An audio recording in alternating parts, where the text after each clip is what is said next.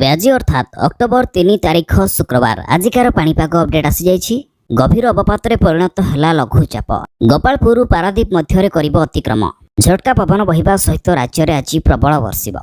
तेबे आज 7टी जिला को रेड वार्निंग 16टी जिला को ऑरेंज वार्निंग एवं बाकी 7टी जिला को येलो वार्निंग जारी कला भुवनेश्वर स्थित आंचलिक पाणीपाग विज्ञान केन्द्र।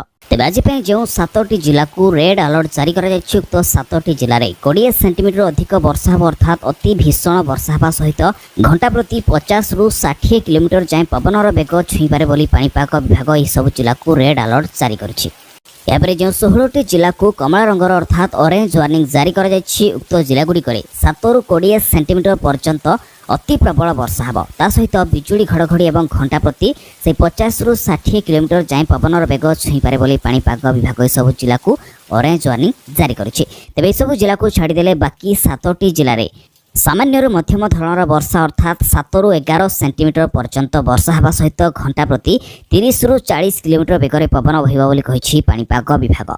तेबे आज क्यों 7टी जिले में अति भीषण वर्षा रेड अलर्ट क्यों 16टी जिले में अति प्रबल वर्षा ऑरेंज वार्निंग एवं बाकी क्यों 7टी जिले में सामान्य मध्यम धरणर वर्षा होपारे बोली पाणीपाग विभाग कहिछि।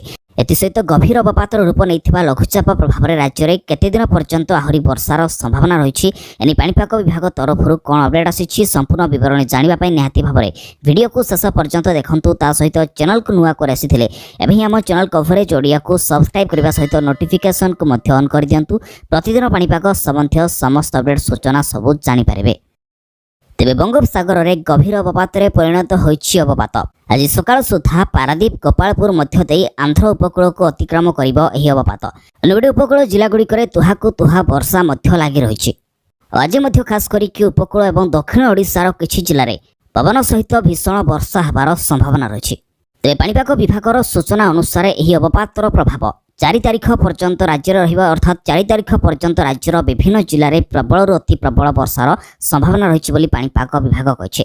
तेबे वर्तमान जानिनेबा आज सब क्यों क्यों जिला को अति भीषण वर्षा रेड अलर्ट अति प्रबल वर्षा ऑरेंज वार्निंग एवं सामान्य मध्यम धरणर वर्षा येलो वार्निंग जारी करा। तेबे प्रथम जानिबा क्यों 7टी जिले में सामान्य मध्यम धरणर वर्षा येलो वार्निंग जारी करा। तेबे से 7टी जिलागुड़िक होछि नुआपड़ा बरगढ़ संबलपुर झारसुगुड़ा देवगढ़ सुंदरगढ़ एवं केन्दुझर। बे प्रबल अति प्रबल वर्षा अर्थात 7 रु 20 सेंटीमीटर पर्यंत वर्षा सहित घंटा प्रति 40 रु 60 किलोमीटर बेगर झटका पवन बहिबा बोली जो 16टी जिला को ऑरेंज वार्निंग जारी करा जायछि। उक्त 16टी जिलागुड़िक होछि मयूरभंज बालेश्वर भद्रक जाजपुर केन्द्रापड़ा जगतसिंहपुर कटक ढेंकानाल अनुगुल नयागढ़ खोर्धा सोनपुर बौद्ध बलांगीर नवरंगपुर एवं मालकानगिरी। एवं अति भीषण वर्षा अर्थात 20 सेंटीमीटर अधिक वर्षा हेबा सहित 60 किलोमीटर जाए घंटा प्रति पवनर बेग छुईपारे बोली जो 7टी जिला को